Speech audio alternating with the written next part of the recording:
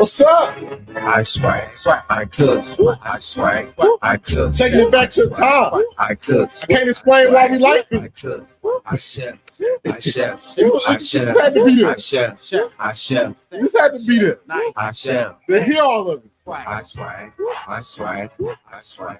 I swag. I swag. Hey, I swag. I swag. that has to be said. I don't know why you like it. It probably wasn't great music. This is a good time. I cook. I chef. I thought I saw what she said.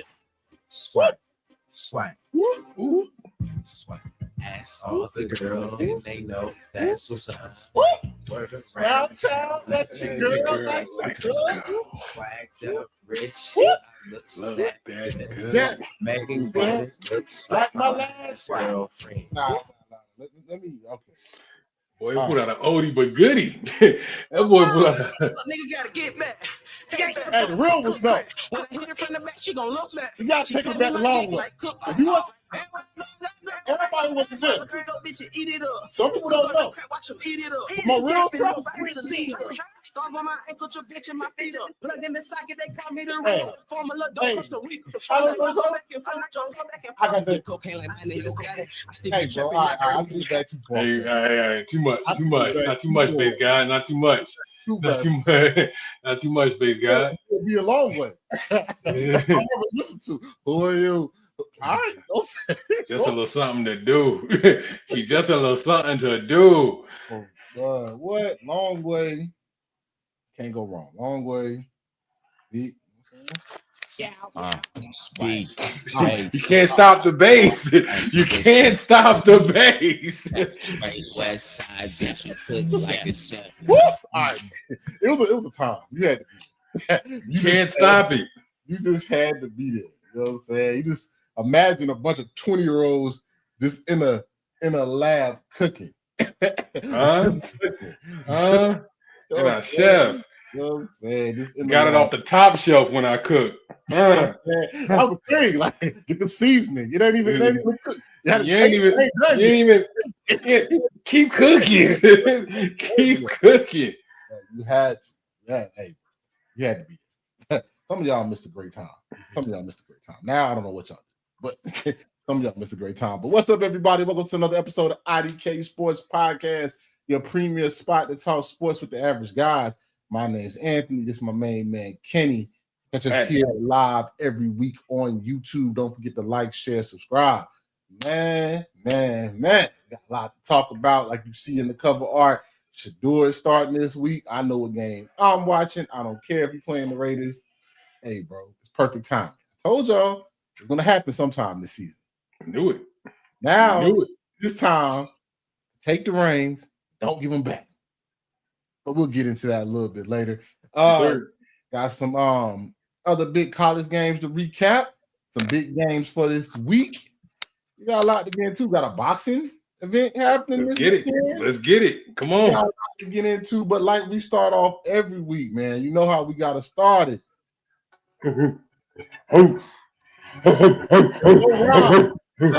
There's no reason. I don't even know who I'm gonna pick.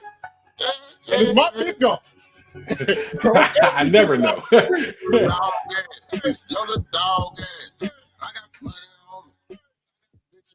Let's get in the first one, man. Jalen Ramsey. Hey, man, sometimes you got to say fuck football, and it's up. And I respect all of that. He said respectfully. I don't know why he added respect. Somebody spit on you. It's F football. You know what I'm saying? Like, it's all best off. Like, they asked Mike Tomlin. Mike Tomlin said, I don't know how to tell a man what to do. Do what's natural. Yeah. Do what's fair. natural. So, you know what I'm saying? Shout out to that. Shout out to Jalen Ramsey for standing on business. Hey, sometimes it's bigger than the sport. You know what I'm saying? That's an organic two-piece. You know what I'm saying? That came from the chest. You know what I'm saying? So gotta do what's right. Got you. Hey. Next one, Josh C. Smith football. Josh C. Smith wins the CIAA championship. The first championship, I want to say, in more than a couple of decades, in a long time. So shout out to coach, took over that program. I think he's a grad. I forget his name right now, but took that program, Josh C. Smith program, got a history because it was like they played in one of the first HBCU games ever, but haven't had a winning history in a long time. So him building that team, building that tradition, and now finally culminated off with a CIAA championship. Shout out to John C. Smith football out of Charlotte, North Carolina. CIAA football. Okay, next up, Oklahoma's defense. Hey man, they won that game because the offense. Oklahoma offense didn't help. Oklahoma defense did not. Oklahoma offense didn't help. So Oklahoma defense, man, big dogs of the week because y'all shut down one of the more high-powered, hottest teams all together in NCAA football, which I had as probably my second best team in the nation at that point. Hey man, shout out to y'all. Myles Garrett, man. Sometimes even when your team is trash, sometimes you gotta play for yourself. My man is like what 7 sacks from the record or 9 sacks from the record. I want to say 7 numbers like that. Yeah, he got numbers. He might get the record this year. So Myles Garrett, hey man, sometimes you got to find little wins when your team is not that good, right? When your team is not that good, you got to find little wins to like keep yourself motivated. And getting that single sack record would be a great way to get them motivated. So Myles Garrett, a big dog of the week. Next up, Jake Paul. Hey man, you lose Tank. Let me go get Anthony Joshua. Hey, the money don't stop. You know what I'm saying? Hey, I'm about to say, hey, one of y'all for sale. I try to give one of y'all some money. Hey, you better believe it. Somebody else gonna take this bread. Y'all all up for sale. So the Tank. Oh, you got a legal problem? That's cool. You can get out of here. Let me go get Anthony Joshua. You know what I'm saying? A true heavyweight, a champion. Oh yeah, let's go make this bread regardless. This money gonna get made regardless. That's a fact. Even though I like what it's doing the boxing. Hey, Jake Paul, if they gonna let you do it, hey, take over the game, man. Take over the whole boxing game, and also that makes you a big dog of the week. So that is Anthony's big dogs of the week, man. Y'all boys go out cheap. Y'all boxers go out cheap. Real, bro. They do not care. Dude said, I'm trying to find another heavyweight champion. No, you're not. So let's get right into it, into our HBCU spotlight. Oh, I didn't download the cover art, but that's okay. We'll just get right into it.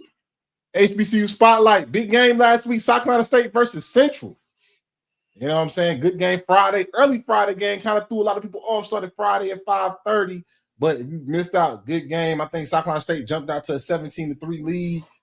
Central came back and scored 17 points after that. And the game just kind of went back and forth, all the way down to the last minute. Really good Meac game. South Carolina State pulls it off to get a chance to play for another conference championship in Dover, which we'll get to. But let's get into some stats. South Carolina State, William Atkins, 24 for 36, 314, 3 touchdowns, 1 pick. Jordan Smith has 7 receptions for 72 yards and 1 touchdown. And for Central, Walker Harris, I think he threw for 2,500 yards this year. Like the 5th quarterback in their history to do it. Don't quote me on the number, but he did it. He got 2,500 yards this year.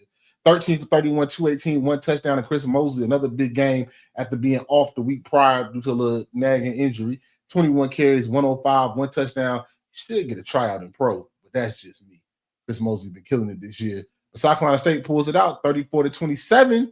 Set up a showdown next week. But in this game, I think this was a very good game. Both teams, you can see they was playing for something. Didn't want to give up. Central could have went down. Central went down 17-3. Could have gave up. Second quarter, 17 points. Got the score back tight. And it was just back and forth. Big play after big play. Central was actually driving. Didn't work out in their favor. South Carolina State broke off a late run late in the game to get that last touchdown. All around, great game. I just hate that it was Friday and so early. I think a lot of people missed maybe this great game. It started at 5:30. I would have wished it started at 7. Yeah. But down in Durham had another classic. Central and South Carolina State, 2 good programs. Good game. Nah, man, I think this was a game of will. You know what I mean? So, as you mentioned, South Carolina State jumped out 17-3. You know, and just like that, Central came back with 17 in the second quarter. But it's a game of will because come towards like the fourth quarter, complete shutout by South Carolina State. Complete shutout. Kept them out the end zone. At the end of the day, that's all you want. You know, in a game that, you know, come halftime, the score could have been damn near 0-0, and we would have known the difference because both teams came out fighting. But towards the end of the game, fourth quarter, the winning quarter where you really got to put up or shut up. I think them boys really strapped in. The defensive effort really came to play. Uh, Walker Harris, even with the phenomenal year that he's having, it was still the effort just is there just to keep them out the end zone. They did that while adding 14 points of their own in the fourth quarter. So, hats off to South Carolina State. They control their destiny moving forward. But hey, see how things shake out, bro. We never know from week to week. We just never know. You never It's know. kind of getting hard to call these games, bro. Yeah. So good win by South Carolina State, which that wins, and Delaware State beating Howard sets up the MEAC championship game between South Carolina State and Delaware State, 1 p.m. ESPN Plus.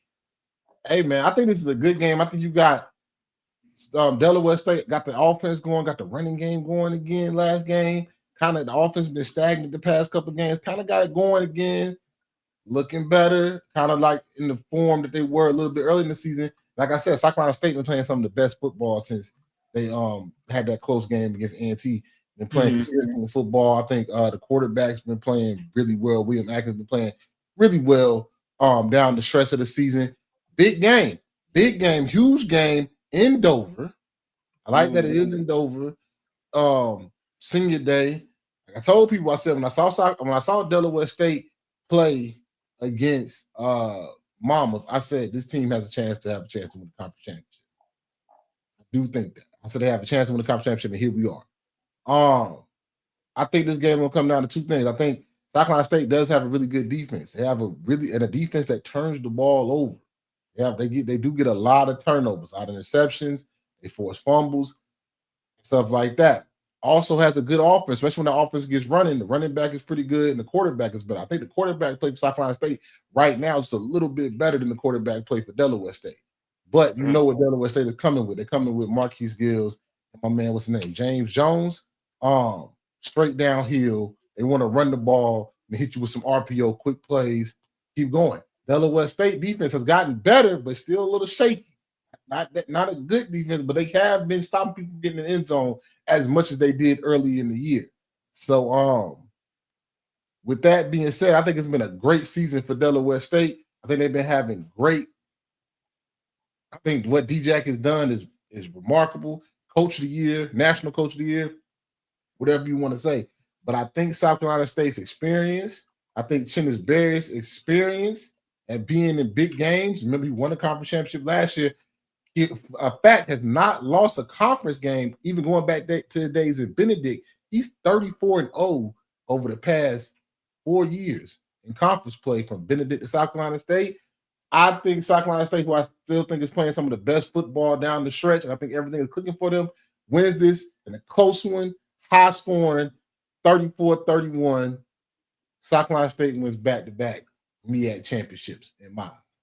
Man, who would have thunk it? And who would have really thunk it? I just like the narrative angles going into this one. I mean, you already mentioned D-Jack in his first season having this much success.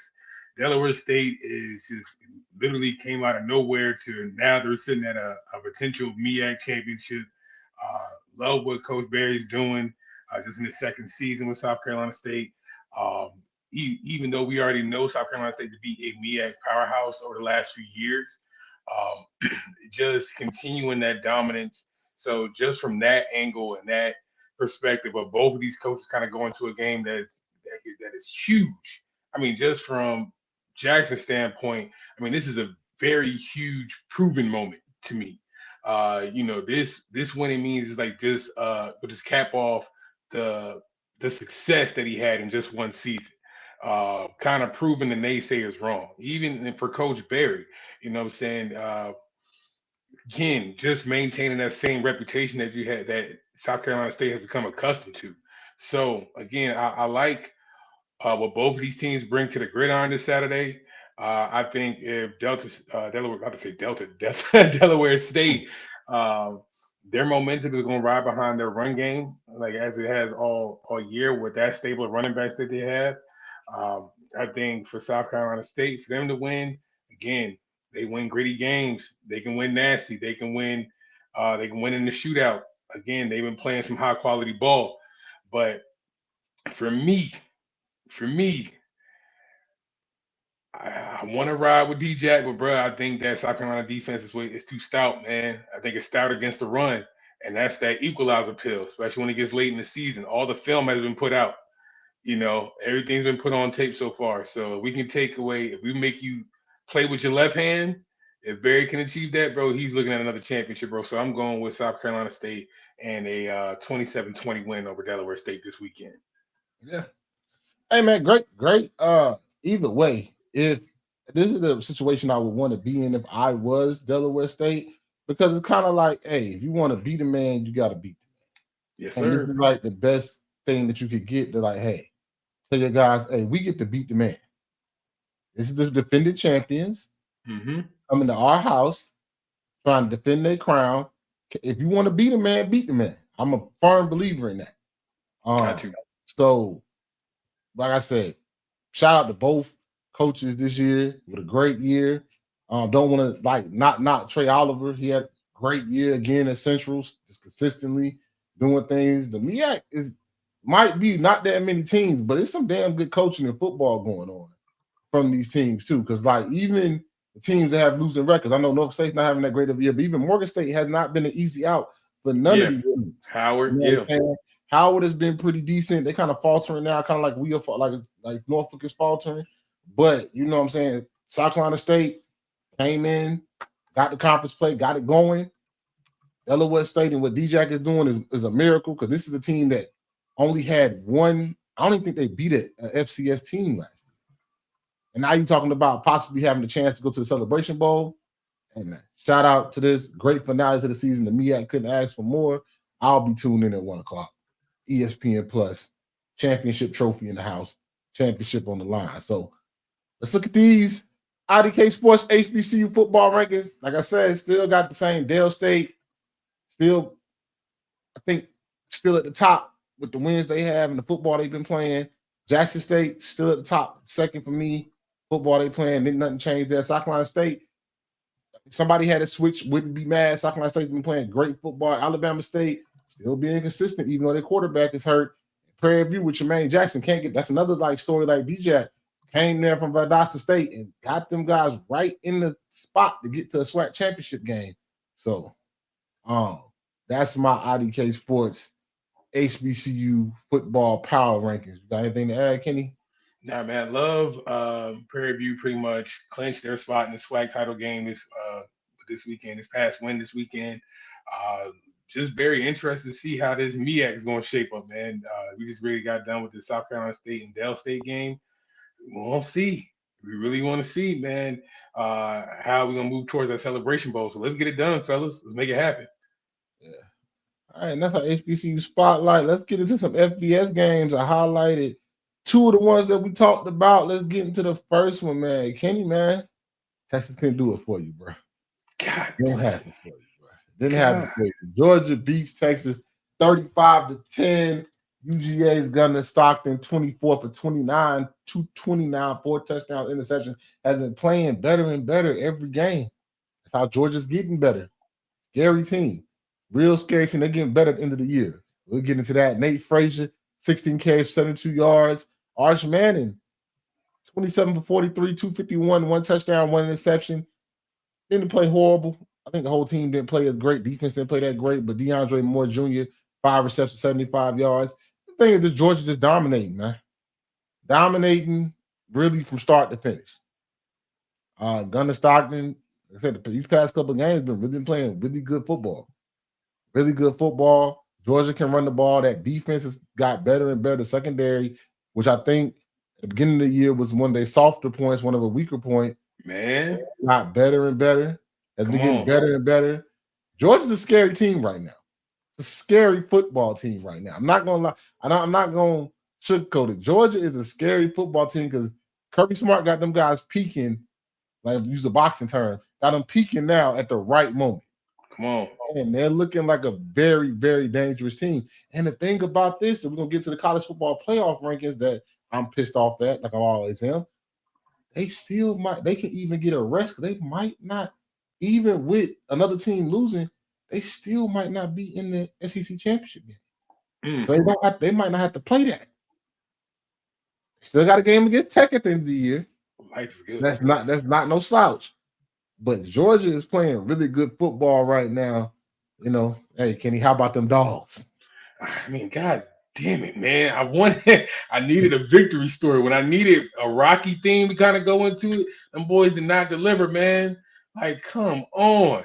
But to be fair, Georgia jumped out early, bro. 2 touchdown drives in the first half just set the tone. 14-3 out the gate, bro. I mean, Texas did respond. Archie Manning came out, found the end zone, kind of try to bring the game a little bit closer. But after that, how do you say it? Shut them down. Shut them down. Georgia's defense, as you mentioned, that secondary led by KJ Bolden, bro, they have been putting the pieces together. I think even with the CJ Allen injury, bro, some of their young players, their freshmen, their sophomore, again, starting to put it together, playing in unison, getting to the quarterback, kind of speeding up that clock, man, is applying that pressure to making Arch had to move off the spot continuously that whole second half, bro. Shut them down. It was a 30-yard touchdown pass to London Humphreys, bro, that kind of with that go-ahead touchdown. The onside kick that was recovered. It was like a complete Kirby Smart F you to Sarkisian, bro. It was like a complete middle finger from across the field that was just like, hey, bro, this ain't it. This ain't that time. So, Georgia, they reinforced their status as a top 4 playoff team. Texas, I mean, do they still have hope? We don't know. We had to see how some other games shake out. They're out. No, I'm saying out. There's no way they can make it. I'm about to say maybe they can win out. I don't know. I haven't looked at the playoff rankings. Yeah, a lot of people would have to lose for them to get. I know for certain that they don't control their destiny. That's really what I was getting at. They have no chance of controlling their destiny at this point. There's no way. Yeah, a lot of things have to fall into play. But God damn it, boy, I had him hoping, y'all. I kind of wanted the narratives to be wrong this time about Archie, bro. I kind of did. I just wanted it. They had like, nah, bro, fight back. Fight back, bro. Archie Manning's defense, right? I will say this. Everybody hyped him, but he played like a first-year quarterback this season. Started off rocky. Played some teams they were supposed to beat, looked good. And he's been playing better and better. I think that some people are writing him off a little too soon. I do think he should stay another 2 years. I think y'all hyped him. And now he didn't meet the expectations. A lot of y'all quarterbacks didn't meet your expectations. Not just him. Yeah. Not just him. He didn't meet the expectations, but I think he played like a first-year starter. That's what I mean. I think he played like a first-year starter. Made some mistakes. Looked great at times. Made some mistakes. I think that Texas, if I'm a Texas fan, I think you're going to be fine. You're going to get players around them. I think the offensive line was not that great this year, but you lost a lot of players to pro. You'll be all right. They're going to be fine. Success. It's the price of success, man. But Georgia, Kirby Smart, got them boys rolling again. Another SEC game, another big game that we highlighted. Bama falls to Oklahoma 23-21. Oklahoma's John Mateer 15 for 23, 138 yards, 23 rushing yards. Oklahoma defense forced 3 turnovers, 2 fumbles, and a pick. Alabama Ty Simpson, even in that defeat, had a good game, 28 for 42, 326, 1 touchdown, 1 interception. Daniel Hill in a bad running performance, 15 carries, 60 yards, but did get 2 touchdowns. But they only rushed the ball. They rushed the ball 36 times for 80 yards. Not real Bama-like. I'm saying, not real Bama-like, but that Oklahoma defense is a really good defense. Like I said, my big dog of the week, Oklahoma defense won this game. Oklahoma defense won this football game. Oklahoma defense made sure that the offense was in positions where they could make plays. And keep the game. They kept the game close. Even with Ty Simpson trying to use his heroics and put the team on his back to win the game, unlike somebody else, sometimes you could lose a Heisman moment. It was a Heisman moment for Ty Simpson if you brought that team, won this game, unlike, another person, but we'll talk about him later.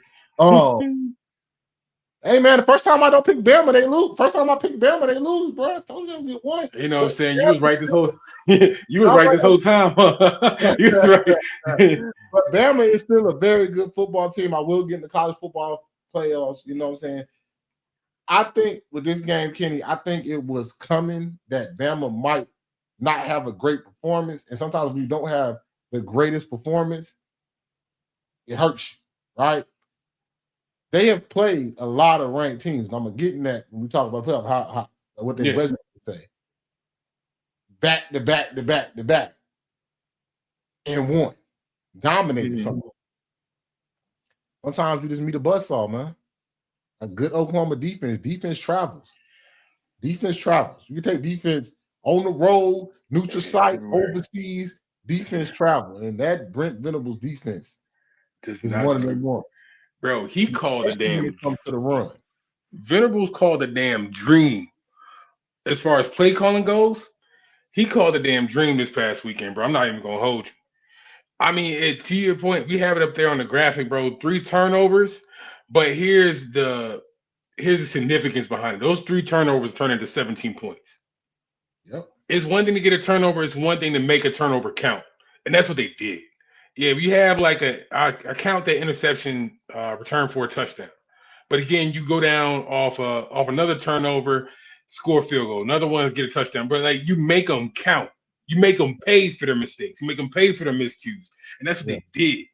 And again, that is the measurement between winning and losing. Sometimes is making them pay. You know, mind you, Oklahoma hasn't been a stout defense all year. Alabama has been beating really good teams all year. So the gap of winning and losing is already marginally small.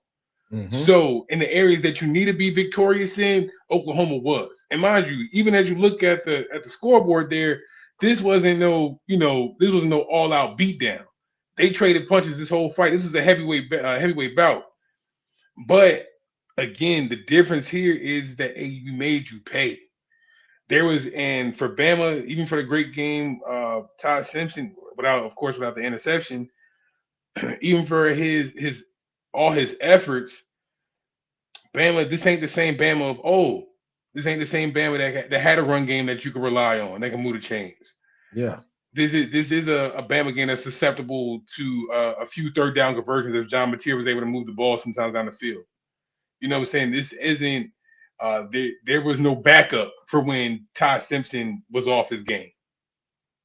You know what I'm saying? There was no backup there. There's nothing else to rely on. You know what I'm saying? Now I do get for those that's out there saying, hey, Todd missed a few passes. There were some drop passes here and there. It's all equal. It's all equal in the game of football, bro. But you also got to give a lot of credit to that Oklahoma defense, man. Again, Venables called the damn dream. Calculated, methodical, how he was going to attack. And this is all without R. Mason Thomas, one of their best edge rushers. Mm-hmm. So again, just an all-out great performance, man, from that defense. Now, again, how do you move on from here? Bama still got Auburn. We're going to get into that later. And predictions, all that stuff. But again, Oklahoma got to keep with that momentum, bro, if they want to stay in this race. Yeah. And speaking of it, we're going to get in a couple of games. There ain't many. Everybody playing kind of some throwaway games. But Oklahoma, like you said, keeping at it. Oklahoma play Mizzou. Noon, ABC. Come on. Trap game, maybe. You're in the playoffs now. If you win out, you're probably going to be in the playoffs. Right? You would come off a high against a Bama team, right? At Bama. Went on the road and beat Bama at Bama, you are on a high, right? You got to win this game, though, because you're still playing elimination game. 3 losses ain't going to cut it. You're not going to get in with 3 losses. So, you're in the playoffs right now. I'm trying to see where this game is at. Because I actually. It's in Oklahoma. Yeah, so Oklahoma back home. Yeah. So you got Oklahoma. You're back home, probably senior day. Against Mizzou, a good Mizzou team that's been in the battles with your Alabamas, with your Vandies, with a lot of teams. And them kind of put it on them. But that's been in the battle, they're battle tested, a scary team, a ranked team. I think they still ranked. Is Mizzou still ranked? Mizzou is 23. So they're still ranked. Don't overlook them. Could be a scary game. The offense of John Mateer to show up at home. Defense held you down last week. It's time for y'all to hold us down this week against an And again, this is not Alabama's run game. This is a stout run offense for Missouri. They can really run the football. They like even against A&M, when A&M blew them out, they had 2 100-yard rushes. They can really run the ball. So sneaky trap game, but I think Oklahoma is focused on the bigger picture, not that in the playoffs. I'm gonna say Oklahoma 17-10, close game, low scoring game. But I still think that offense ain't clicking the way it's supposed to against a Mizzou secondary that's not, quiet as kept. Not a bad secondary. Not at all. Not a bad secondary and a really good run offense. Be careful, Oklahoma. It's an early game, too. Okay. Be careful. And that's the perfect place for me to pick up at, because what I just got done talking about what Bama couldn't do. They couldn't be consistent in the run game. Ahmad Hardy from Mizzou, we got a different monster, different beast this week, Oklahoma. This boy just came off a monster of a game against Mississippi State last week. I think the boy had 300 yards, 2 touchdowns, something absurdly. Yeah, please don't quote me. But he just came off of a game that was just absurd. It don't make no sense. Like NBA Youngboy would say, it shit don't make no sense. What type of game he had. And again, Mizzou is aggressive. They are aggressive. You know, they'll go for a 4th down. They're attacking offense on 3rd end. They've been at the top of the FBS when it comes to 3rd down conversions. So in those critical moments of the game where they can stay on the field and control that time of possession. That boy had 300 yards, 3 touchdowns. God, a monster of a game, my boy. He had a monster of a game last weekend. I don't want to ain't good, but that I don't care who you playing. 300 yards. Bro. I don't want to quote it wrong, but I know he had a nasty game last week. It was 300 yards, 3 touchdowns. Okay, all right. Thank you, brother. Thank you. So coming off that game, you fighting a different beast. And already gave you all the politics on defense. They can play ball. They didn't. Okay, we didn't see the best of the best this year. We seen Bama. We seen A&M. You know what I'm saying? Now, do you think that Oklahoma offense is as competent as those? All right, some would say, but outside of the Hemming and Hawing, I'm with Ant. I'm with Ant on this one. The trap door is open. They just waiting for y'all to fall in. The trap door is open. You know what I'm saying? It's not like they no slouch. They still a 7-3 football team. No question. Okay. And again, I like to call it fair. I'm a straight shooter, right? So I do expect a slugfest. I do expect to be a ugly game. I don't expect nobody to just get dog walked, as that's a term I use, early this season for some games. And for some games I was right too. but I don't have this as one of those, man. For Oklahoma here, a win could again bolster their resume.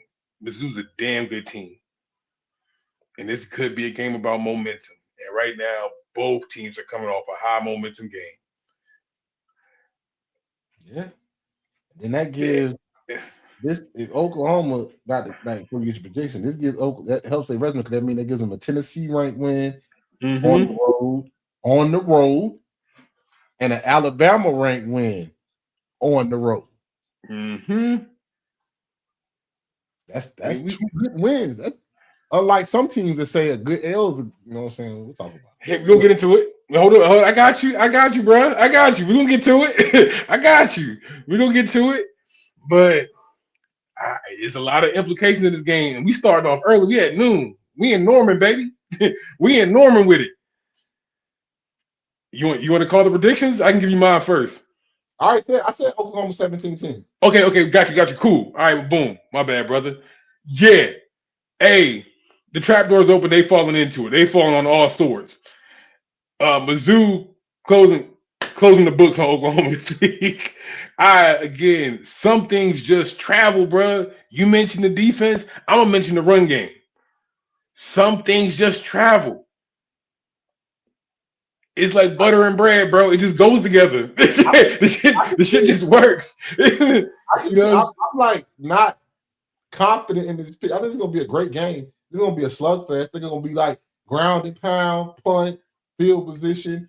Of course, it's going to come down to who turns the ball over, who doesn't turn the ball over. Hey, anybody picking Mizzou, I can see this, especially coming off probably your biggest win. Ain't no problem. Your biggest win of the season, going to Bama and beating Bama on the road at their homecoming. Mm-hmm. That's you coming off of that. Mizzou is like we're battle tested. Ahmad Hardy got running again, got going. I can see it. I think Oklahoma's defense. I think them boys is on a bigger mission because now they're actually in the playoffs. That kind of helps them. I'm gonna still say Oklahoma. Man, it sometimes to me it's just a game of possession, bro. Who can control the clock? And I know one surefire way of controlling the clock is running the ball efficiently, moving the chains. And I don't see nobody. I don't see no blockades, no hurdles that's gonna stop Ahmad Hardy from. I ain't gonna say it's gonna be another 300 performance. I ain't crazy. I ain't saying that. But bro, you got a running back that you can trust. So I'm gonna go. I'm floating somewhere between 17-14, 2017, Mizzou over Oklahoma. Walk off. Either way, walk off field goal in my book. Hey, I can't be mad at that. The other games I can find that's a good one. This game is going to either bolster somebody's resume. Let me take this off when I say this. I don't think yeah. This game is either going to bolster somebody's resume or should get somebody kicked out the playoffs. USC Oregon, yep.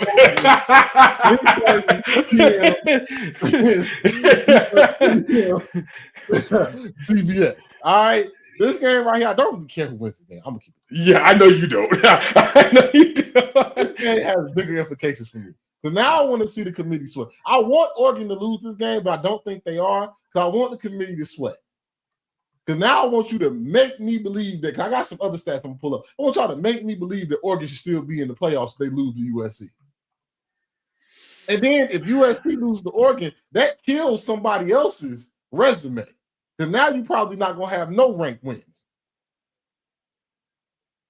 So, well, maybe USC stay ranked. I don't give a damn. I don't care. You can count the Pitt game as a ranked game. I don't know. But at the end of the year, you're going to have no good wins. All right? Dante Moore is playing good football. Dan Lannon has got these guys playing good football against the competition that they're playing. I will say that. USC is not no slouch. They should have lost to Iowa. But Iowa was Iowa. Don't really got much about the game. This is a playoff eliminator for Oregon in my books. If they lose this game, nothing on their resume, because they won't go to the Big Ten championship game.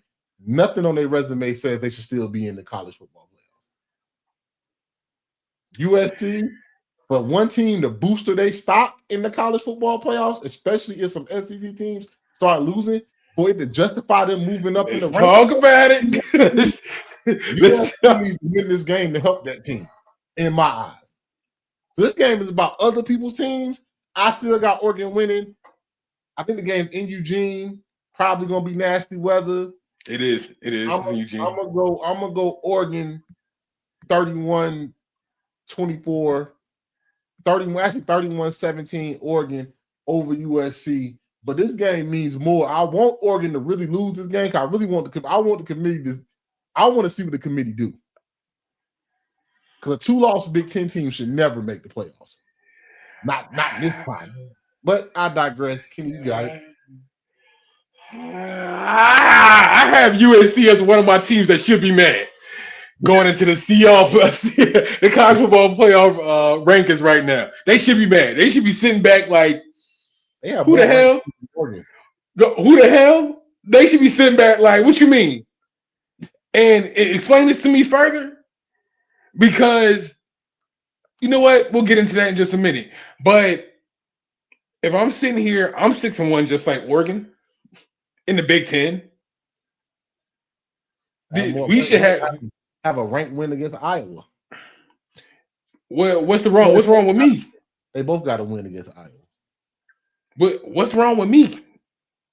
if I'm looking at the college football playoffs, like, okay, what's wrong with my jacket? You know what I'm saying? I beat Michigan. You know what I'm saying? Like, okay, you want to knock me down for the Notre Dame loss? That's weird. Lost to Illinois too, though.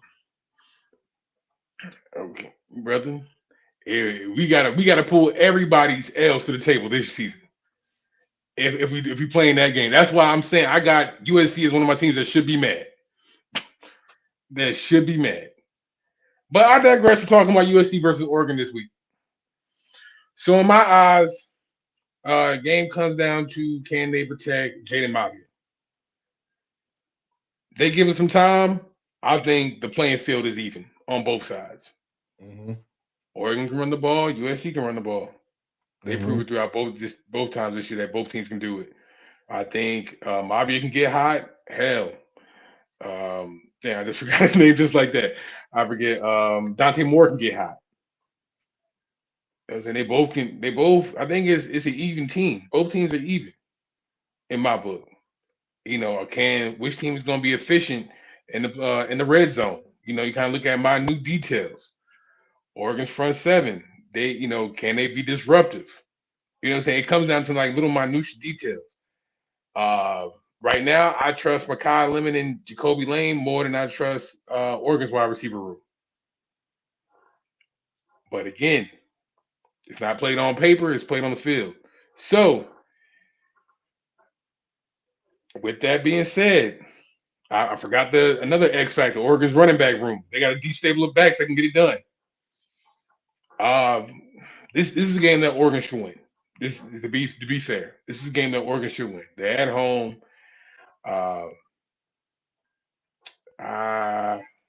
Man, I'm gonna call it with my gut, bro. USC. You get USC taking this game on the road or taking this win on the road, and we're gonna make y'all pick. I'm gonna watch y'all be dysfunctional. Let's watch the committee be dysfunctional about who they gonna let in. Yeah. That's where I sit with all this. Let's see. I want to see hell break loose. Yeah. Let's talk about it. Let's talk about the committee. Let's do it. Let's do it. College football playoff ranking. Let me just get to the overview of it. Ohio State stays number 1. Indiana stays number 2. Texas A&M stays number 3. Don't know why. After a great performance, I know they fell down and came back. Marcel Reed, that was a Heisman moment. They should get that boy the Heisman in my eyes, but I don't know if they're gonna do it. That was a true Heisman moment. Play horrible in the first half, come back the second half, bring your team all the way back. Did he throw for like 400 yards? He went crazy, brother. Yeah, he went crazy. Like I said, I just talked about Georgia. Georgia, hottest team in the, one of the hottest teams in the land right now. Then next you got Texas Tech, Big 12 sitting right there. I think they still got a chance to play for that first round bye. Some teams lose, they still got a chance. Texas Tech is a really good football team, really good defense. Oh yeah, good team out the Big 12. Tulane is the Group of 5 team they're expecting to get in. Oklahoma jumps to number 8 from out of it to number 8. Don't piss me off. Already pissed me off. You know what I'm saying? Notre Dame is number 9, right? Ole Miss stays at number 6, or they might have dropped a little bit. I don't care. I don't watch these rankings that much because they're stupid. Ole Miss is at number 6. Miami is expected to win the ACC at number 11, right? Mm-hmm. Keep that in mind, right? Alabama drops from 4 to 10 behind Oklahoma, behind Notre Dame, and behind Oregon. We'll talk about it. Number 7 is Oregon. We need to go back to the BS, bro. Tell them why you mad, bro. Tell them why you mad. Gotta go back to the BCS. Let me tell you something. So now you the way the committee set this up this week, now you really I want to see you sweat. I want to see you sweat, right?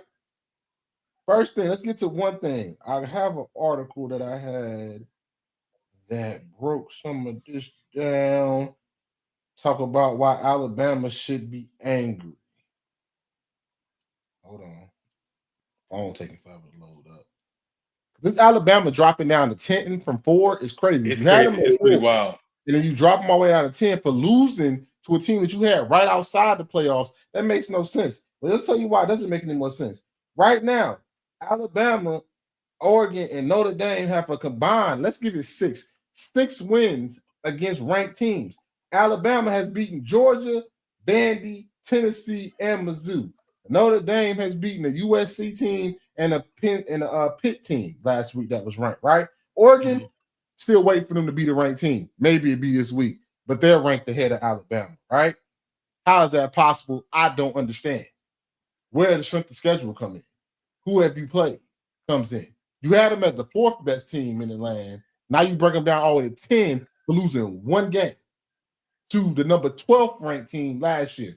I digress. You got Notre Dame ahead of Miami. If Miami wins the ACC championship, how are they behind the team they beat head-to-head? They got the head-to-head tiebreaker. I don't get it. It doesn't make sense. They own the tiebreaker not only over Notre Dame, but who else is on here? They also have a tiebreaker against another team that's potentially to get in. They own the head-to-head tiebreaker, so it doesn't make sense. So you beat Notre Dame head-to-head. So Miami wins the ACC championship. You're saying that Notre Dame's schedule with a USC win, really? Because you want to count the Pitt win, cool. A USC win, but they beat you, but Miami beat them head-to-head. How does that make sense? Now, let's see. Let me talk about how they're going to sweat. First off, we already talked about it. If Oregon lose, they should be out, which maybe since they dropped Alabama so low, Oregon is out, right? And let's talk about Alabama right now. Alabama, even with that loss, is still projected to go to the SEC championship game if they win out. Yeah. So you have a 2-loss. Let's say A&M and Alabama both win out. Everybody wins out, right? Everybody wins out in the SEC. That's in it right now, right? Mm-hmm. So you'll have a 2-loss Bama team play an undefeated A&M team. So now this undefeated A&M team beats Bama. Bama has 3 losses. Do you kick them all the way out for playing in the SEC championship game? No, sir. When Georgia, Ole Miss, and Oklahoma didn't have to kick them back. Just kick them back, yeah. No, and Alabama beat Georgia head-to-head? It can't be a disqualifier. But now you put them at 10. So basically, you're saying if they lose the SEC championship game, they're out. They the only one on the hot seat. That don't make no sense. When they played it, when they beat Georgia head-to-head, and they beat all these ranked teams, but because they lost the game later, you dropped. Now, if you had dropped them from 4 to 6, then it would make more sense. You dropped them from 4 to 10. So now it's no way. So Bama, who has to play an SEC championship game while everybody else is sitting at the house, if they win out, will have 3 losses if they lose to A&M, and then they'll be out. While Georgia, Ole Miss, and Oklahoma won't have to play, right? So they'll be in, and they will sit at the house. How does that make sense? Well, Ole Miss is all but game. I mean, they still got a game against Mississippi State, and I think that's it. They just got their last game against Mississippi State coming up, and that'll be their final game. But Ole Miss will own the tiebreaker over Oklahoma because they beat them this year already. Yeah. But Bama's only into the SEC championship game because they have a higher win percentage than Ole Miss. They have 2 losses, but not 2 SEC champion teams. To the Florida State team and the Oklahoma team that y'all said was on the outside looking in. So you jump Oklahoma ahead of Bama over a loss, over 1 loss, after all the teams after that resume, but you got them behind Notre Dame with what resume? A beat down from A&M and a loss to Miami. But according to Notre Dame, I don't want to stir up the beehive too much, but according to some, L's are good L's. According to some, they're good L's. I need a score sheet. I need a qualitative score sheet to tell me what's a good L and what's a good dub. Because I'm just picking names out of hat and writing names in there. They don't make no sense. I don't know why Indiana or Ohio State is ahead of A&M when A&M has the highest strength of schedule. Higher shovel than both of them. Yeah, brother. I can't fight you on that.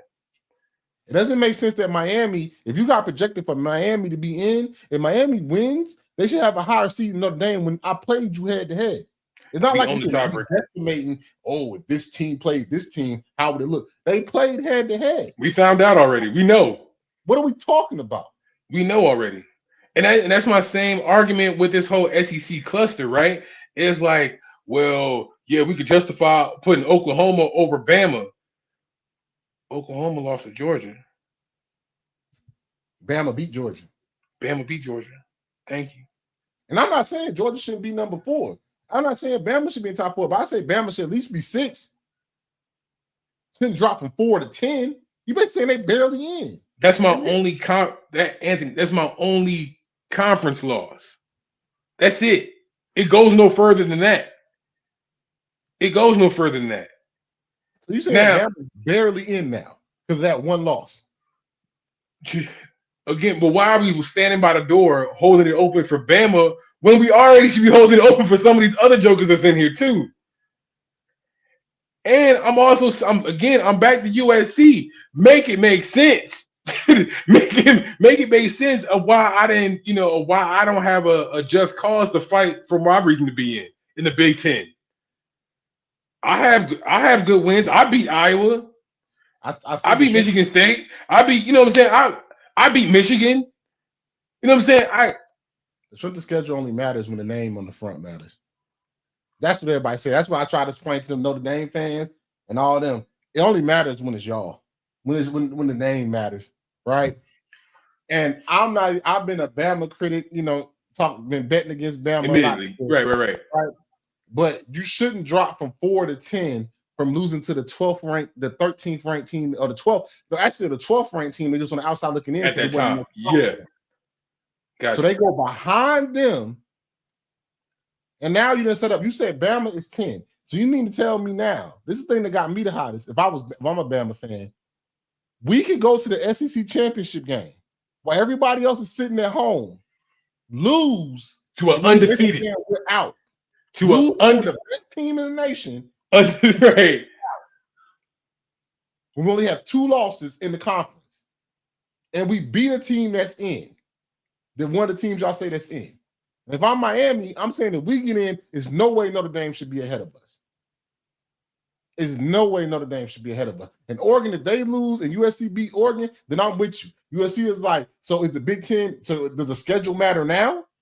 Because we should be having to say, so we should be closer than we are to being in. I know we had lost Illinois, but we only lost to the other team we lost to, y'all say is good, and they're in. And if we beat Oregon, do we jump up and have a shot if some other teams lose? Right? So, and then what do you do with Indiana and Ohio State if they beat each other? How far do they drop? Who the loser of that game, how far did that person drop? Because obviously the game late in the season matters, according to this committee. Go back to the computer, bro. But that's my point. The conference championship games cannot be counted as a disqualifier. It can't. It can't, bro. Because again, you got teams that's sitting at home watching TV, just right there on the couch with us that weekend, ain't got a dog in the fight. So if I'm Ohio State of Indiana, I'm looking at this thing like, damn, y'all drop Alabama down to 10. Well, we gonna drop one of us. We might. I know we're not gonna be the top 4, but damn, like y'all gonna drop it all the way down to 10. But see, your protection is built in with teams like Notre Dame and teams like Oregon still hanging around too. If I'm Indiana and Ohio State, my protection is already built in by you bringing Oregon to the conversation, bringing them to the table. I own a head-to-head tiebreaker with them, so I'm safe. But that's also Bama's thinking like, hey, you can only knock me out so far because I beat Georgia. You can only drop me so far. Same way Georgia's probably looking at Ole Miss. The same way Georgia's looking at Ole Miss and Oklahoma. Hey, we can only get so crazy because y'all got my protection right. I want to see how late how late L's affect people. If you count L's the same, if they're good or they're bad, don't count it because it's late in the year. Because now, what if A&M loses in the SEC championship game to Bama? How far do they drop? Like, don't take the L later in the year. Don't count Notre Dame's L saying, oh, they got better, but they lost to Miami and they lost to A&M earlier in the year. And they beat a USC team later. Okay, whoop-dee-doo. Whoop-dee-doo. You know what I'm saying? Count the L's as an L, and let's look at the resumes, and then I can see if it's a resume argument, right? Don't count late L's more than teams that took back-to-back L's early in the year. They were 0-2. Come on.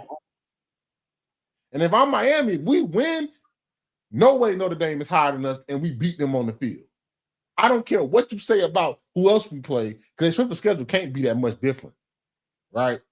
Yeah, the variance is only too much. It's only so much. That's all I'm saying, bro. And I'm gonna get off my tirade about it. I've been telling y'all I need to go back to 4 teams.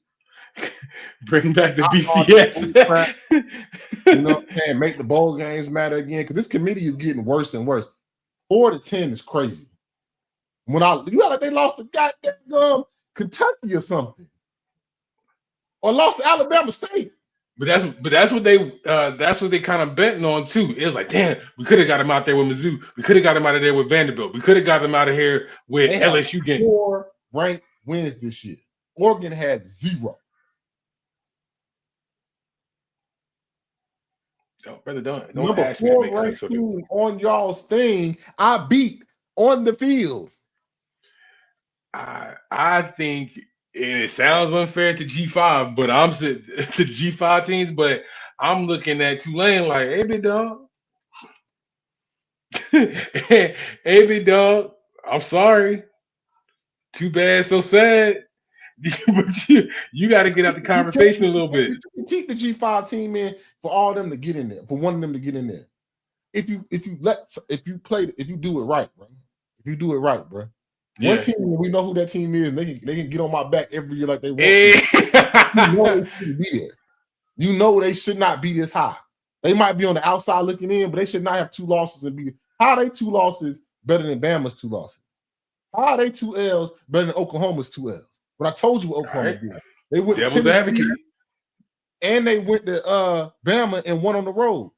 Bama, how are they 2 losses better than Bama? Bama was out for the state. Round off 4 ranked wins. You have 1. All right, let's play devil's advocate here for a second.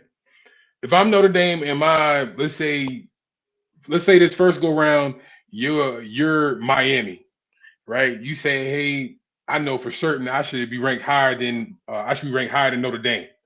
I'm like, all right, bro, that's cool.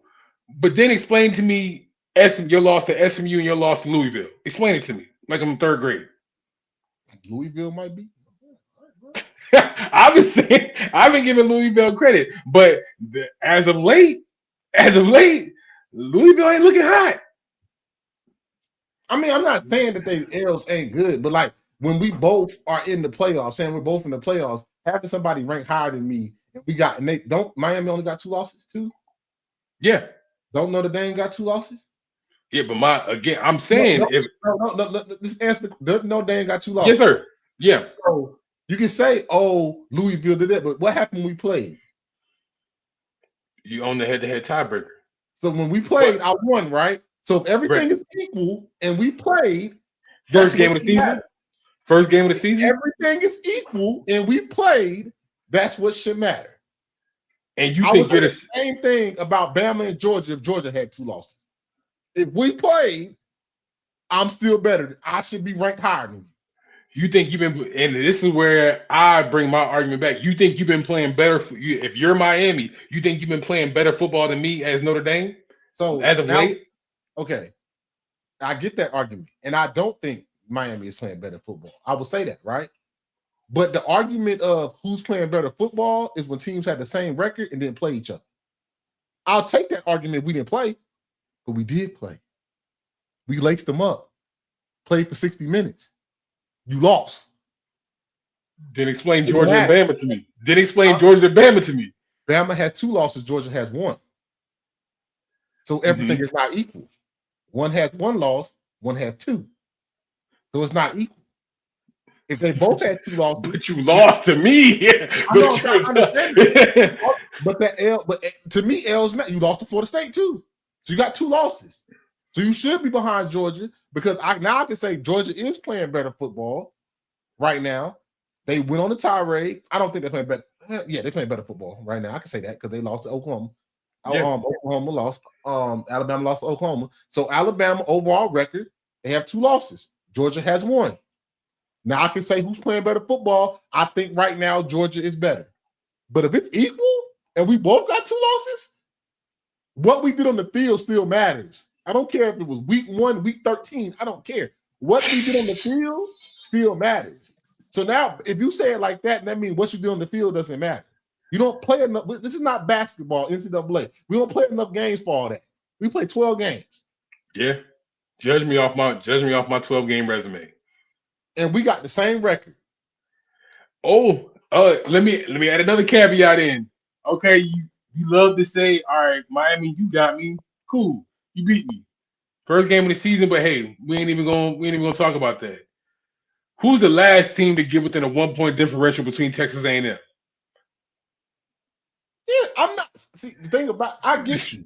I get that argument. I'm not saying that Notre Dame is not playing better football, but if we're both in the playoffs and we both got 2 losses, I expect the seed beside my number to be higher than yours because I beat you. In the NFL, don't it matter if we tied up in seedings and I beat you head to head? Oh, it's a head-to-head tiebreaker, no question. Tenderism. Tenderism.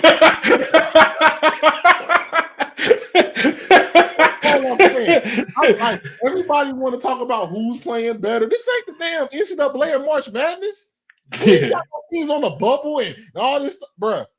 When we laced it up, me and you play. I can't talk about if Miami's better than Texas Tech. We can have that argument. Yeah.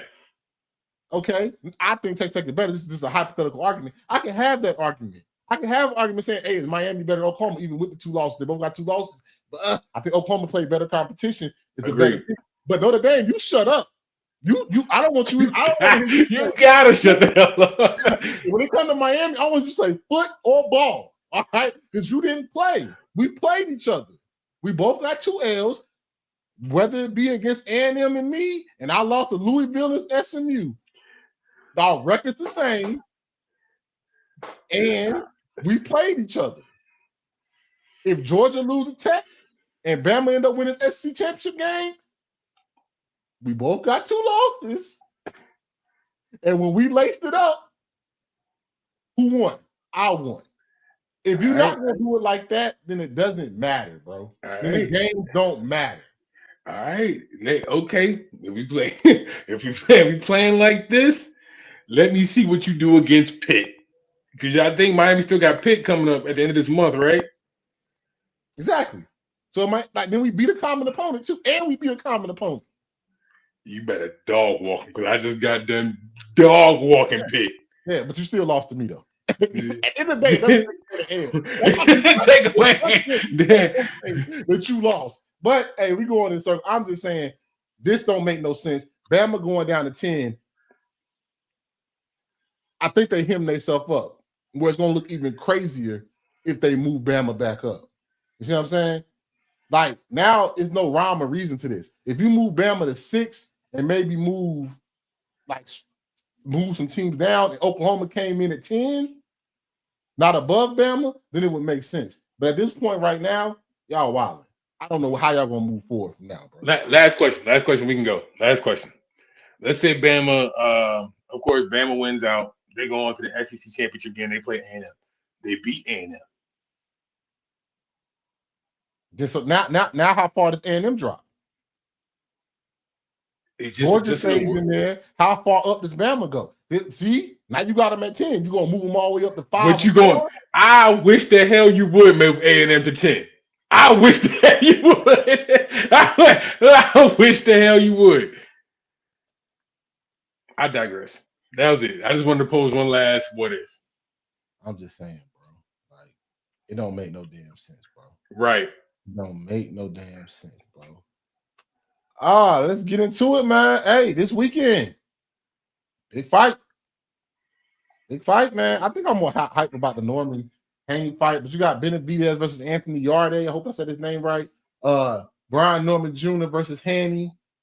Devin Haney. Mason. Duda Mason going for his first title against Sam Notes. Yep. Sam Notes. Is that Bam Rodriguez fighting on that? Yes, sir. Loaded. They got Bam up there. Unification fight. They got Better Beef on this card too. That's a different Better. Yeah. I don't know what's going on. But the top 4 that ones that matter. All right. Let's get to it, man. We on time. Benavidez, Yarde. I think Benavidez gets him out of here. I'm not worried about that fight. Fight I think everybody coming to see. Yeah. Norman and Haney. Yes, sir. What you got? I'm going with Brian Norman, bro. I can't even play like there's not a bias that plays here. Bro, we gotta restore the feeling, bro. We gotta restore the feeling back in the boxing, man. We gotta get it back going. You know what I'm saying? I kind of like his attitude going into this fight. Like, bro, I ain't here to talk about fits. I ain't talking about who got the most jewelry, who got the most women. Bro, I'm trying to get in that ring and get active. I'm showing up to the press with a white tee and some sweats on. Let's get it. I ain't showing up in nothing flashy, bro. I'm showing up in some Nike Tech sweats and a white tee. I'm showing up with just me. I'm with Brian. I'm trying to restore the feeling, bro. Y'all trying to say, hey, he got a good jab. He technical.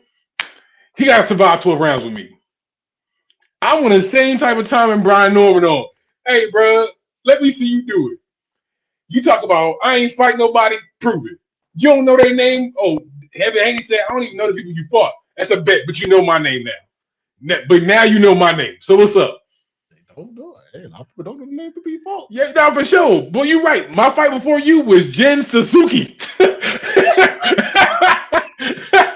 What? You ain't gotta tell me. You ain't gotta tell me you know their name. You know what I'm saying? Hey, I'm gonna say it like this, bro. Every time we want Haney to lose, he puts on the clinic. Besides the time old boy cheated. Thought Cambosis was get him out of here. Put on the clinic. What about? Go ahead. Give me what you about to say about Lomachenko? Go ahead.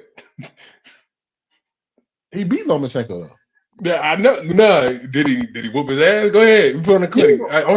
Let's just put this up right off right front. Devin Haney's never gonna whoop anybody's ass. Okay, all right. All right. But he's gonna box. And he's a damn good boxer. Damn good jab and move guy. Now, this is Brian Norman. If Brian Norman can muddy the waters, you got it. I think that's your best bet. I don't think it's no body from welterweight to the 135 to 147. Yeah. Out that division that can box for him. I think if you go trying to box him, outpoint him, he is that.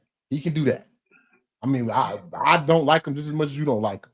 But you say there's nobody that can, but you say between 135 and 147, nobody can outbox Devin Haney. I don't think Shedeur can outbox him.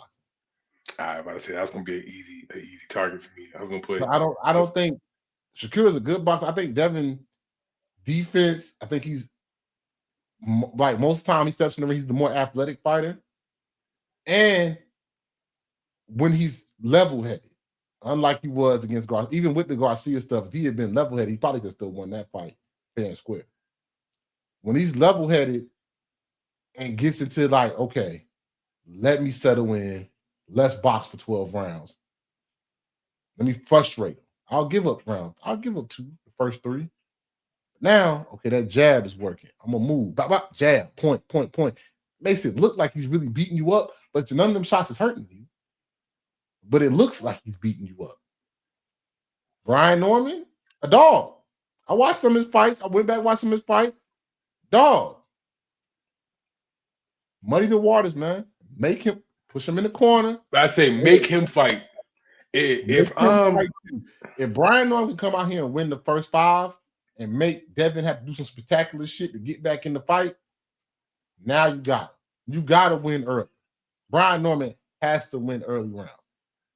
And I have to, because if you let Devin stack up early rounds, now you fall into his trap. Now he can box you and run around. Yeah.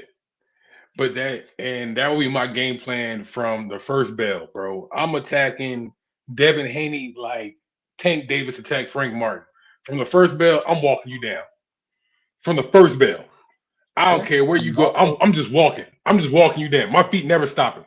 You can try to pick your spots, you can try to jab, but my game plan, I'm walking you down. There's nowhere in this ring you're gonna be able to go. Okay, you want to go here, you want to pick your spot, change the angle and jab. Okay. I'm still walking you down. Because we already think that you're gonna get on that bike and get going and just pick your spot the whole fight. I'm gonna just walk you down. So I'm and also what I'm waiting for, right, is Devin Haney's first fight where he's like on his back foot. No, where he comes out and says, "Okay, I'm gonna dominate this fight, even if I really can't hurt dude. I'm gonna come out and be the aggressor." I think that's what people waiting for. I think he'll garner a lot of respect if he comes out and even Floyd had to do it. All the great boxers had to do it. Came out one fight and said, "I'm okay. I'm gonna fight you. What's up? I'm gonna do what I want to do in this ring." He said he's gonna do that. Let's say a lot of I'm our fighters. Do what I want to do in this ring. You conform to me. I don't think he commands that type of respect. But we'll see. I'm very interested in this fight. I'm probably the only reason why I'm gonna watch this daggone card, him and Mason, Abdullah Mason, because I think Abdullah Mason been brought up the right way, young cat. I think a future great. I think by the time we 45 plus, like 10 years down the road, we talking about like how we saw this young bull go from young 18-year-old to one of the all-time greats. I think he has all the skills. All the skills. Now, if he come in and fight smart, young bud, you can get old boy out of here. Win the fight first, close the show. Win the fight first, close the show. He about 18 fights in now or 20 fights in now? 19. Yeah, it's your 20th fight. You should be fighting for a world championship. Team brought you right. Yep. Watched him a lot because I was watching Keyshawn. So Abdullah was on them card. Watched Abdullah a lot. Top ranked cards. You've been busy as a youngin, fighting 3-4 times a year. I think this is your second time already fighting. It's your third time fighting this year. Yeah. Or second time fighting this year. Third. Young blood, fight your fight. You can get this guy out of here. Be smart about it, though. Don't get caught with nothing lazy like you did the last time. A couple fights ago. No, that was a life lesson. That was a life lesson. Yeah. You needed to learn that. Smart. I think Abdullah gets this guy out of here, wins his first world championship, and goes on a run. And start getting talked about as one of them ones as he moves up division. Now, I mean, for this fight, Noakes is a tough fighter, bro. To be clear, he's undefeated too. His record is kind of eerily similar to Abdullah Mason's. I mean, just with the matter of what the difference between being like 2 fights. But by all intents and purposes, bro, Noakes sitting right there at 17-0, 15 knockouts. He's a tough fighter too. Now, the thing is, it's just levels. So I'm with you. I think Abdullah still wins this fight by stoppage. You know what I'm saying? I think with all of Noakes' toughness, it still won't be enough to match this class, match style. You know, and sometimes styles win fights. And I think Abdullah can really, again, like you said, win the fight, close the show. When the first threat, dominate the first threat, then we moving on. But so with that being said, I'm not even gonna belabor the point. Mason by stoppage, but bruh, you're gonna be a championship holder now, bro. The blood is in the water. The sharks gonna come out. Now we're gonna see some of that champion pedigree. Hey, you're already off to a hot start, bro. I like what your team is doing, how they managing you, but bruh, blood is in the water now. Now you go from the hunter to the hunted. Now you got title defenses. Now you got mandatories. Now you got people calling your name all crazy, bro. So I'm interested to see how this transition is after this fight. I'm gonna see how you manage that next step in your career. Again, love what they're doing with them as far as managing their talent. Love what they're doing. Yeah. But you about to pass an echelon this weekend. Let's see what you do with it after that. Yeah. So real quick, anybody else you like on this card, or we want to move on? Oh, of course, my man. I mean, we ain't got to spend too much on Benavidez and Yarde, bro. I think we both agree on where we got that fight going. It's a 175 title defense it's his first one for Benavidez, bro. My only interest in it is to see, bro, some of that power kind of generate at 175. That's it. That's my only interest in watching that fight. See if Benavidez can probably get some of that same, become that same threat that he was at 168. But the other fight I'm looking forward to is this unification fight for Bam, man. Yeah. I'm looking forward to that, bro. He is, I don't know if a lot of people are talking about him or maybe I'm just he's high on my pound for pound list, but this is a Superfly unification fight, bro. It means something. And Bam is one of the hottest stars in U.S. boxing, bro. So I'm looking for, again, somebody that's not too not too prideful, not too big on ego to be low on the undercard. And this is a hell of a card to be on, bro. So I like how he's moving too. So let's see what Bam can do. If he can unify these titles, bro, we might have a star. We might have to start. Might have a star moving up in weight classes soon. Yeah. So big fight, good fight weekend. I said got some good stuff on this card. So good fight weekend. All right, let's get into some NFL. Hold on, let me get it pulled up here. Boom, week 11 results. We can go through these a little quickly. Patriots and Jets. I'm starting to believe the Patriots. Starting to believe them. Starting to believe they're decent, but I don't think they're great as everybody wants them to be. Yeah, their schedule says otherwise. I know they got a good test coming up here in a couple of weeks, but their schedule up to this point hasn't been. But they've been winning, right? You can't only say too much when you win. You still got to go out there and win. And from what pro players say, it's not easy to win on Sundays. So I'll give you a 9-2 record. Dolphins and Commanders, I ain't got to say too much besides sorry to Madrid for a sorry ass game. Panthers and Falcons, man. Hey, man, it's an NFC South matchup. The Panthers are looking great. Bryce Young is looking great. 449. Terrell McMillan at 130. 440. Well, how much you have? Nah, I said the Panthers are 6-5. That's it. I mean, 6-5, right? And then I don't expect anything less from the Panthers and Falcons. It's always a close game. Division rivals. You know what I'm saying? Close game. Bryce Young played great. The Terrell McMillan is proving me totally wrong why they drafted him. He is a dog and even making Xavier Leggett look better. So I can see why you drafted that guy. He is showing why he was the best receiver. That guy is the dog. Pure dog. Probably one of the best games of the week. Bills, Bucks, back and forth. It was just a back and forth offensive game. I feel like what the Bucks are doing, I think the Bucks have a way tougher schedule. I mean, if you look at who they're playing back to back, these teams, like even this week, we'll get into it. It's a crazy murderous row. It's murderous row for them, bro. Crazy schedule with them. The Bills kind of had the offense going, got the offense back going like they should, even though Josh Allen had a pick, still did good things. Baker is still out here making plays, and all his receivers are hurt. Still making great plays. I mean, good football game, probably one of the best games in the early start for me. Got anything? Nah, not too much, bro. You really knocked it out, bro. All right. Jags, Chargers, the upset. The surprising game for me this week, how the Chargers just got manhandled by the Jags. Hey. I think we need to start talking about something. There's a quarterback. Speaking about this game specifically, there's a quarterback that's on a lot of people's top 10s that is not getting enough attention. My boy went for your boy Herbert over here went 10 for 18 for 81 yards in a pick. We need to talk about it. We need to talk about it before we start, crapping on somebody else's plate, bro. But continue. All right, the Bears only lost 3 games this year. They lost 3 games. They number 1 in the North. Yeah. No. Yeah, but the Lions lost last week. They tied with the Lions. I don't know. Bears are really good. Caleb Williams is playing good football. The Vikings just can't get a dub, man. They can't get consistently drives going on with JJ McCarthy. They look good sometimes, and it looks horrible throughout the game. They can't consistently put drives together, and Caleb Williams and them just find another way to win. They win another game. The close one. Packers, Giants. I don't know why the Packers do this. They have talent. Defense is good. Jordan Love they play down the competition. It's no way they should be 27-20 to the Giants. Not with all them injuries. And James.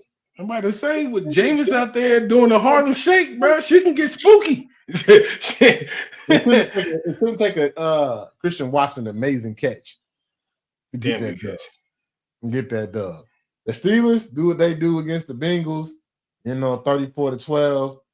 Joe been practicing. Joe has been practicing. He practiced all week this week. Bro, shut it down, bro. I mean, I know Joe ain't fat. I mean, Joe ain't no hoe, Why? so Like, you're still in the hunt. That division is not. The Steelers didn't take the division when they had a chance. bro, The even Ravens with are we're in week 5-5. 12. What's their record? 3-7. Let me find it. I'm gonna find it for you. If they mess around and win this week, and they're still very much in the AFC North race. Okay, okay, that's fine. Let's run with that theory, because I'm about to tell you who they got. What's the AFC North? I think the Steelers are still number one. Yeah, and the Ravens are 2. Ravens are 1 game behind at 5-5, and then the Bengals are 3. If you mess around, win this game, he can come next week, and you go on a run, mess around, finish 10-7. You got a chance to still win this division. That's fucking crazy. But okay, so with that, they still got to play the Ravens twice. If he comes back, still got to play the Ravens twice. They got to play the Patriots. All of these are AFC games, with the exception of the Cardinals. They got to play the Ravens twice, play the Patriots, play the Bills, play the Dolphins, and another division game in the Browns at the end of the season. I'm just saying, if Joe Burrow can come back, if you win this game, say you win the next 2 games, find a way Joe Flacco wins the next 2 games, and you're they're 3-7 right now. Yeah, you mess around and be 5-7, and Joe gets healthy for that last stretch. I don't think you shut him down. I think you still have a chance to make the playoffs and win this division, because with Lamar getting hurt, that left the division open. The Steelers didn't take it away. Capitalize, yeah. So you mess around, be 5-7, then you got Joe. They say, hey, Joe can go. He can play at 80%, but he can play. You can go on a little run, because by that time, what the Ravens would be. They probably lost to the Ravens. They would have beat the Ravens one of them times already. When they play the Ravens this week? No, they play the Ravens next week. So if they beat the Ravens Thursday night football. So, right. All right. So say they win this week, and then Flacco somehow pulls off a miracle and they beat the Ravens. You got a win against the Ravens now, and you're 5-7. That means the Ravens say they win this week, they'll be 6-5. They'll be 6-6. Everybody's right there. Everybody's right there. I don't know. Now, if you lose 2, then and you be like 3-9, then shut them down. But if you mess around, it's still hope. If you win these games, it's hope. Can I offer you one thing, brother? They're playing the Patriots this weekend. A 9-2 team. Like I said, look at the Patriots schedule. Look at who the Patriots play, and I'll move on. We'll come back to it. Texans beat the Titans. Okay. San Francisco beats Arizona 41-22. You know, San Francisco put it on Arizona. Arizona have a tough game. Jacoby Brissett ain't playing bad. Ain't no hoe. It's a tough year for them. The game in the late stretch, Rams 21-19 over the Seahawks. Turnovers, man. But that defense still played very well for the Seahawks. Just couldn't overcome them turnovers. He threw like 3 picks in this game. I don't feel no worse about what Sam is doing. I don't feel no worse about the Seahawks. They're still a threat. This game didn't prove nothing to me, bro. Really, they still got to play again later on the season. They still got to play again, yeah. But good game. Turnovers cost you games sometimes. The Ravens and Browns getting into it. Dylan Gabriel got hurt. Shedeur comes in. Looked like they had no preparedness for Shedeur to ever play. Kevin Stefanski should have been fired, but I digress. The Ravens win 23-16. The game that surprised me, because most time the Chiefs win the games when they really need a W, they win. They take another L to the Broncos. It's starting to get L to the Broncos. That means they got an L to the Chargers and the Broncos right now. We about to start having some uncomfortable conversations about where the Chiefs are at.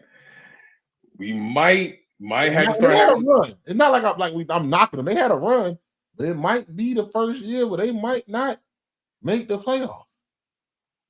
We'll see. But that's a lot of division losses. Sunday night game. Eagles did a tough, gritty game in bad weather. Beat the Lions 16-9. Come on. No questions about the Eagles offense, but that defense is great, especially that front four. Come on. But front four is amazing. The Lions did not play their best game. Didn't show, even though Jahmyr Gibbs had 100 yards receiving, couldn't get the ball in the end zone. It was a bend don't break defense. A lot of batted passes. Lions defense actually played very, very well too. It's the Eagles, even though people have questions about their offense, find a way to win. Find a way to win, man. Find a way to win. And the Cowboys beat the Raiders. I think everybody got a sack in this game. And you know, that's just how that goes. Game made me want to throw up, bro. Go ahead. So that's the week 11 breakdown. Man, it's getting down to that nitty-gritty time in NFL. We're gonna make the playoffs, won't make the playoffs. How it's gonna go. Some of these games now are starting to turn into must-win games. You ain't got many more opportunities. Starting to get into must-win games. Ask the Bills. That's all right now. They over there sweating it out right now. In a fight. Yeah, in a fight. So let's get into, before we get into the pick'ems. Let's do this first. Let's talk about real quick. Shedeur Sanders his first NFL start, right? This week against the Raiders.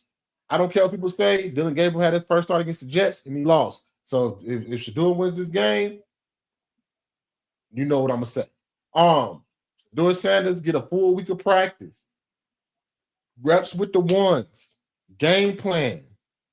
I like some things I saw, and even in that game, that he played off the rip. You know what I'm saying? Great pass to Fanigan, he drops it. Great back shoulder pass to whoever his name is. Why wasn't it Jerry Jeudy or Cedric Tillman? I don't know, but dude dropped it. Should have caught the ball. You know what I'm saying? A good 20-yard, I think a dig route. That pass was really nice.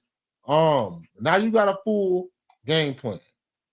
I personally think, and I'm going by this quick because we kind of long on time because we had to add boxing this week. Yeah. I think Shedeur comes out, completes about 60% of the passes. I'm gonna say 60% passing completion, has a little rough start, but gets into a rhythm. If Tommy Reese and Kevin Smith gets him in the rhythm, I say he goes for 200 plus yards in this game. And I also say 2 touchdowns, maybe 1 pick. 1 pick. Yep.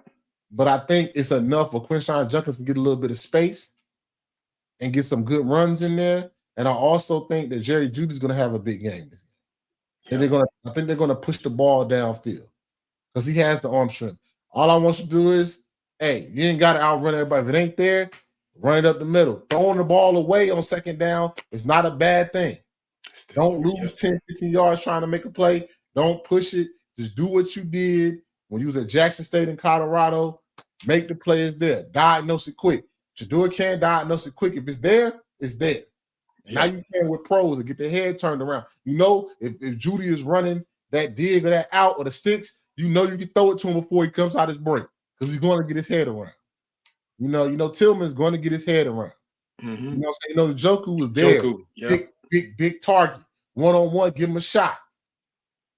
Check down the Junkins. Check down whoever the running back is. I think if he does them things, I'm not going to say they're going to win the game because that team is, it's the Browns. I think Myles Garrett is playing out of his mind, but it's the Browns. I personally think that Shedeur is going to complete 60% or more of his passes. I'm going to say 200 plus yards. The offense is going to look better. Now, Kevin Stefanski, what are you going to say to fans now? What lie are you going to tell now? Because I don't watch old boy dink and dunk 5 weeks. I think this is going to look different. They're going to push the ball down the field. You're going to see some good throws from Shedeur. I'm going to go give him 200 yards, 2 touchdowns, maybe a pick. Yeah. I'm going to keep it short and sweet, bro. And it's pretty much echoing the same thing you say.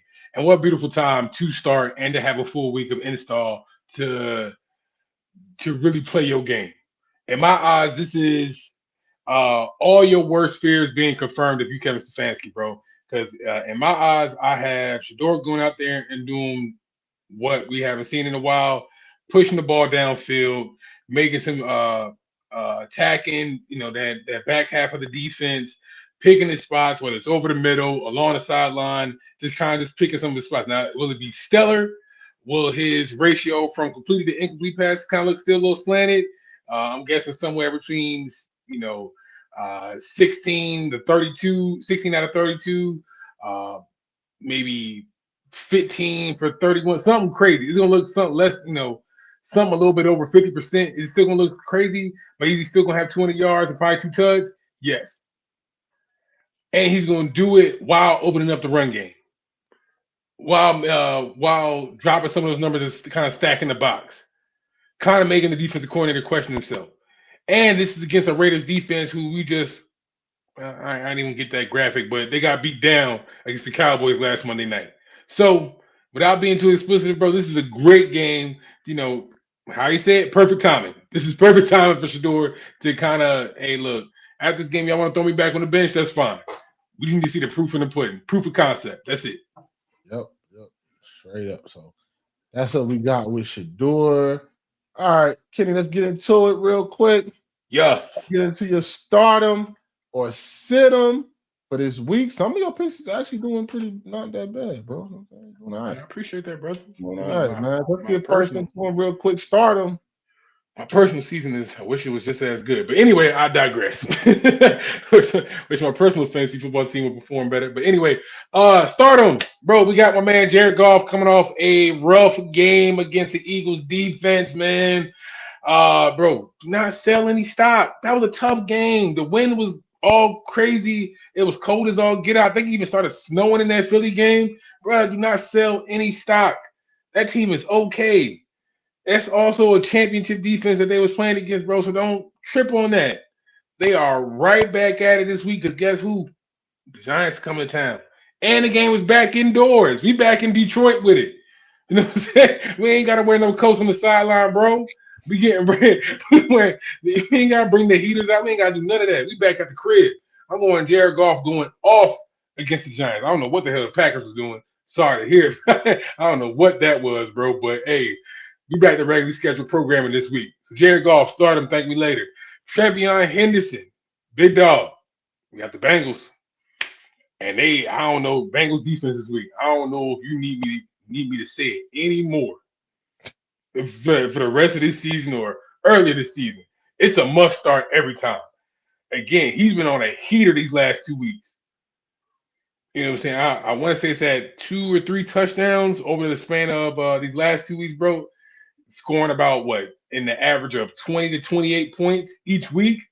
We riding that same hot hand going against the Bengals this week. We are on the road. We are in Cincinnati. But hey, sometimes ballers just travel. So I'm going with Trevion Henderson. Start him and thank me later, my boy. Let's see what we got for some folks that need to sit their ass down, though. We need to sit. There we go, sit them. There's a few out there that need to sit their ass down. All right, so I'm gonna go with DK, my boy. This is rough. This is rough to say it, but hey, man, the word came through. Jalen Johnson, quarterback for the Bears. They playing the Bears this week, not the Bucks. They playing the Bears this week. I'm tripping. I'm looking at it like DK versus the Bucks. I'm tripping. But anyway, get back to my point. DK is going against Jalen Johnson. My boy been a full participant in practices all week. Even if that wasn't the case, Nashawn Wright, he been looking like an up and coming corner, bro, on the low. You know what I'm saying? That Bears defense has been looking kind of scary. Caleb has been on a heater, but so has that defense. They've been getting some turnovers over there. So with that being the case, and with Aaron Rodgers, I haven't had to heard the latest. Maybe Ant has, but it's still a little. I think they're still being a little patient on making the final decision on if Aaron Rodgers is going to play. But if that's not the case, and you're looking at Mason Rudolph, oh yes, sir, my boy DK Metcalf, sit your ass down, big dog, because ain't nothing sweet gonna happen for you this week. Nah, not at all. But respectfully, yeah, you're gonna have to sit that down, fam. All right, Bucks defense, and this has less to do with what I think about the Bucks defense, but more so how I feel about the Rams offense and how Matty's playing right now. Yeah. This ain't even disrespectful to the Bucks. This is just like, bro, when you're hot, you're hot. And what has been proven is that the Bucks is gonna get in the shootout. So anytime you're in the shootout, that means your defense ain't getting too many stops. And I see another shootout happening this week between Baker Mayfield and Matt Stafford. So what that means, Bucks defense, exit stage left, and please sit your ass down, because bro, you ain't gonna do us no benefit this week against Matt Stafford. Not at all. I kind of agree with your Siddums. I don't think it's nothing. Oh, pick ball game. Ball game. They done set Josh Allen down. No, they threw a pick into the game. Oh, they called the flag. Anyway, that's Kenny's start him or sit him. Let's get into the last one. Then we got today the IDK Sports Pick'em. It's starting to be a runaway. I'm going backwards by a lot. Kenny leads us 37-24. I'm 26-35. I'm having horrible weeks. I'm having to make like drastic picks just to try to catch up here. It's bad. It's bad. I don't know. We about to stop taking it. We about to start taking this graphic off if it starts getting too ridiculous, bro. It's getting worse and worse. Every time I have to count this up and go to, I say, dang, I lost that many games? That is crazy.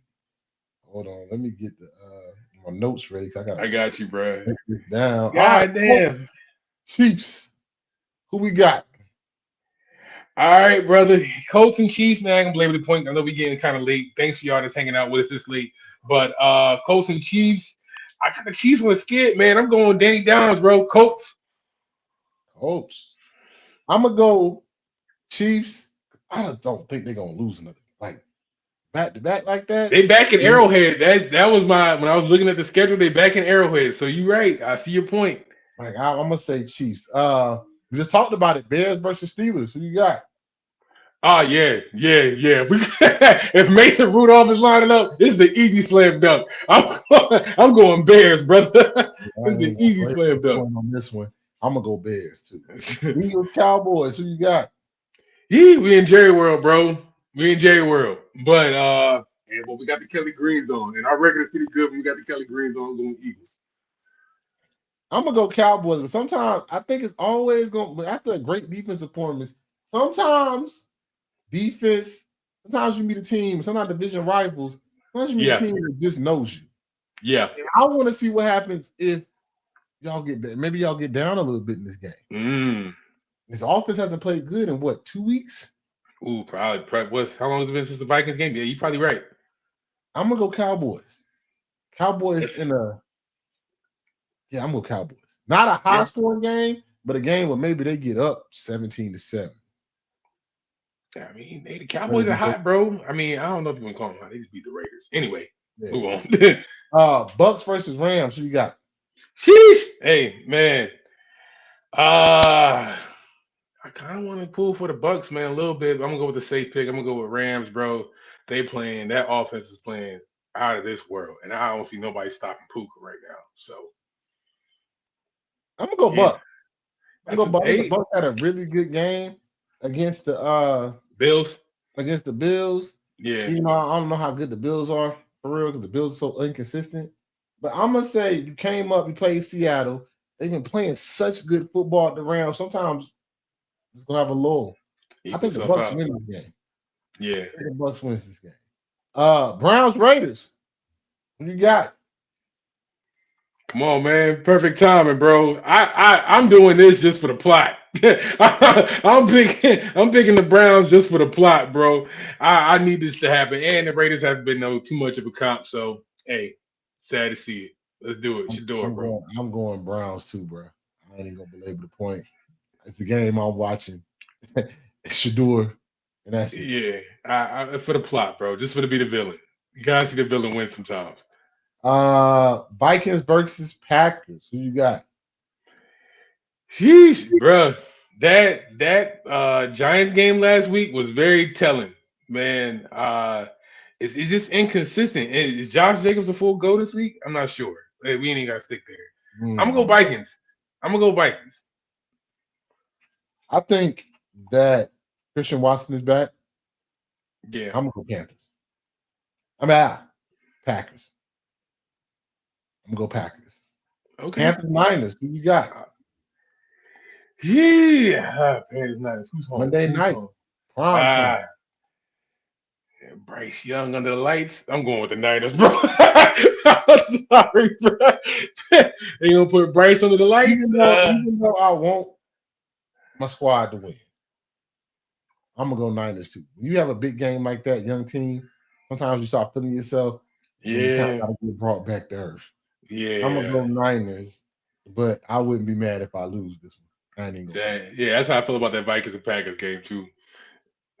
And the Eagles and Cowboys decision. I can see that. I can see both of those. For real. So I ain't gonna say, like I said, see what we can do, man. Maybe I can catch up a little bit this week, man. Just gotta, you know what I'm saying? Keep chipping away at this lead, yo. keep hope alive, my brother. Keep hope alive. Chipping away at this lead, yo, because it's getting ugly for me out here, bro. Ugly out here, man. Great sports weekend this weekend.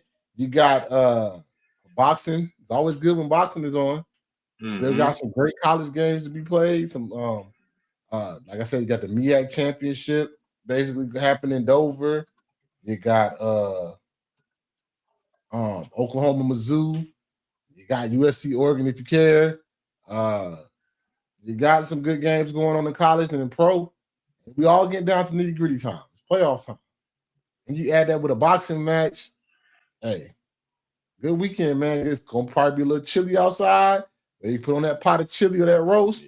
There sit down and enjoy the game, man. Go get you some stew. Go get you some beef stew.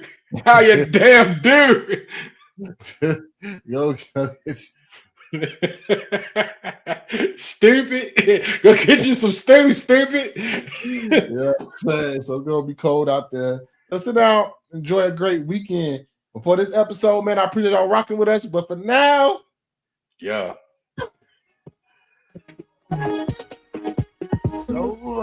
IDK Sports Podcast, your premier spot to talk sports.